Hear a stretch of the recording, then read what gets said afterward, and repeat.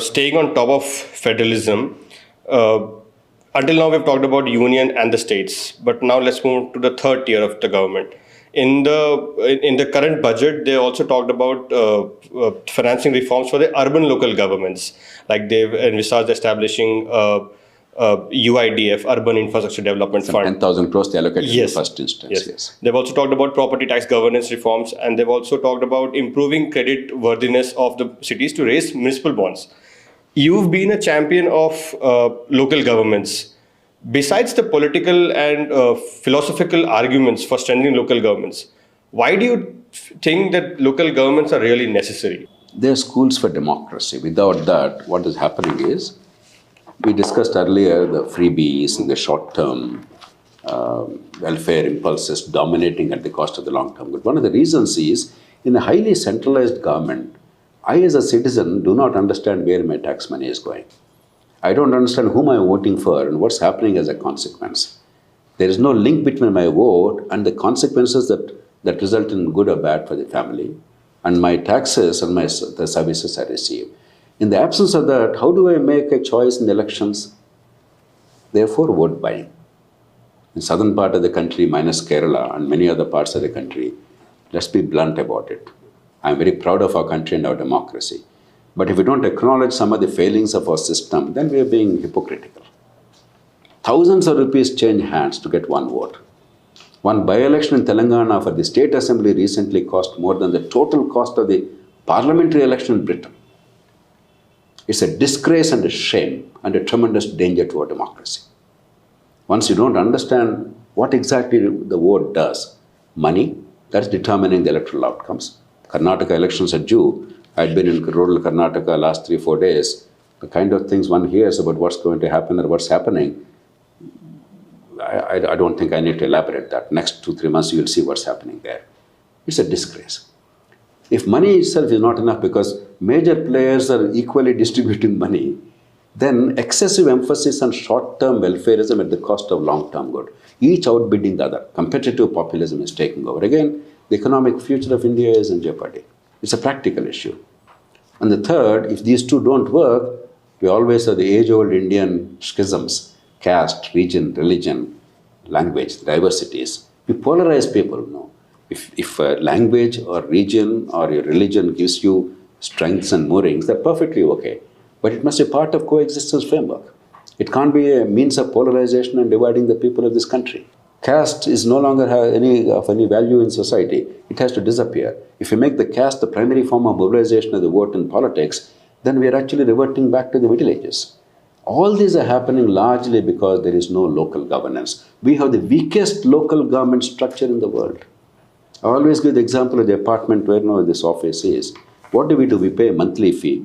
We all have elected somebody in this team to take care of the collective needs. And they take care of your parking, your elevator, the lift whether it's functioning well or not, your water supply in the house, the watch and ward, and so on and so forth. The moment it doesn't happen, you change the leaders. You holler and protest because you know exactly why you elected them. You know exactly why you're paying the monthly maintenance fee. There's nothing left to imagination. It's not with vague intentions we voted. That's how true democracy works. True democracy is not about Mera Bharat Mahan. It's not about idolatrous patriotism. It's about what's happening to my vote, what am I getting in turn? What's happening to my taxes, where are the services I'm receiving? If that clarity is there in a substantial measure, democracy is safe. And we have to have that. And in the urban context, it's even more important. No, for far too long, we talked about rural India. I grew up in rural India. I passionately love rural India. It doesn't mean that I believe rural India is the future. Modernization means urbanization. Modernization means non-agricultural occupation. That's the logic of modernization. India is getting urbanized. Some states are already 50% level. Some districts are 60-70% level. Urbanization is inevitable. Therefore, the programs of the kind, earlier we had RIDF, Rural Infrastructure Development Fund. Now we are talking about Urban Infrastructure Development Fund. 10,000 crores is nothing, but it's a beginning. I'm sure it will escalate. But if we reimagine the village, the urbanization, that's good for the country. If we all think of urbanization to distant cities, the poorest people without skills migrating to distant cities without any social security net, Our social support systems, it's a disaster. Urban poverty is becoming increasingly painful, increasingly dangerous. And crime is going to rise in urban India because of this. Migration to cities is also necessary, but why should a low-skilled person go to a big city for survival? Where people are, that person can provide the services and survive. But because we made it inhospitable in the locality, small towns, there is hardly any emphasis. Everybody goes to Mumbai or Chennai or Hyderabad or Bengaluru or some other city. And how many people can these cities accommodate? The great cities of the world, New York, you take Tokyo, population has declined over years. They have created other magnets. We are required to create small towns, or what exists already as small towns. We must build infrastructure to a level where everything is on par with big cities, so that the low-skilled people don't have to migrate to distant cities, eking out a precarious livelihood. At least after the COVID fiasco, first lockdown, what happened? About 4 crore people were forced to go back to their villages, many of them walking barefooted in the hot sun, without even drinking water or food. If that did not touch us as a people, if that does not inform our decision making for the future, making a policy for the future in urbanization, then I think it will be a sad opportunity lost. We need to reimagine urbanization, create in situ urbanization magnets by building up small towns so that people with lower level of skills don't have to migrate to distant cities without any social support system. And the high skilled people anyway, a university professor, a film director, a great sports person, a researcher of very high standing, obviously small towns cannot accommodate them. Those skills require to go to big cities. But now we are forcing everybody to go to Delhi and Mumbai and Chennai. We have to reimagine. President Kalam always talked about creating urban amenities in rural India. Basically in situ urbanization. So if we weave that into this pattern and skilling and basic infrastructure in small towns, so the quality of life is as good as elsewhere in the world, and thanks to modernity, your telephone and television and Wi-Fi and Netflix, they are now universally available. Small town or big city. So you only have to make sure that your road, your water supply, your public transport system, your stormwater drainage and sewerage, and quality education and healthcare. If even that the governments don't encourage, then why are the governments there? Why are we paying taxes at all? Sir, I think you remarkably simplified the linkages for me. So, are the reform proposals in the budget sufficient to fiscally strengthen local governments? Fiscally, no. Because if I'm not mistaken, this year we're talking about some 70,000 crores transfers to local governments, urban and rural.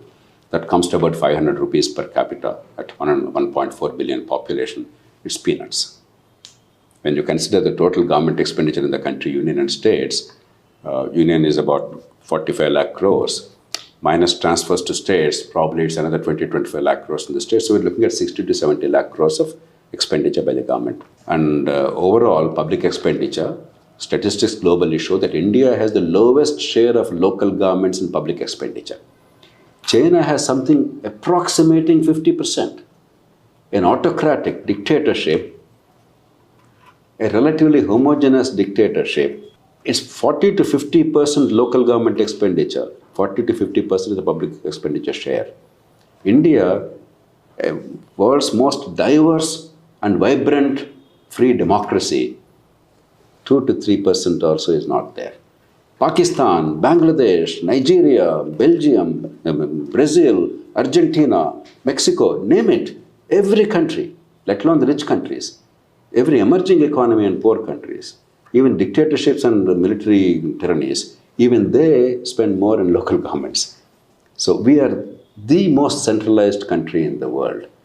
Not right. It's just not right. And we are paying a humongous price. Humongous price, trust me. I'm not one of those romantic people gung-ho about local governments. I know democracy is a flawed system. Therefore, we must have adequate safeguards, accountability norms. I'm all for it. Have ombudsman system, have all kinds of accountability measures, but empower so that the people understand the link between taxes and services and vote and public good. Until you do that, you can never see peace and quiet and genuine economic growth and progress in this country.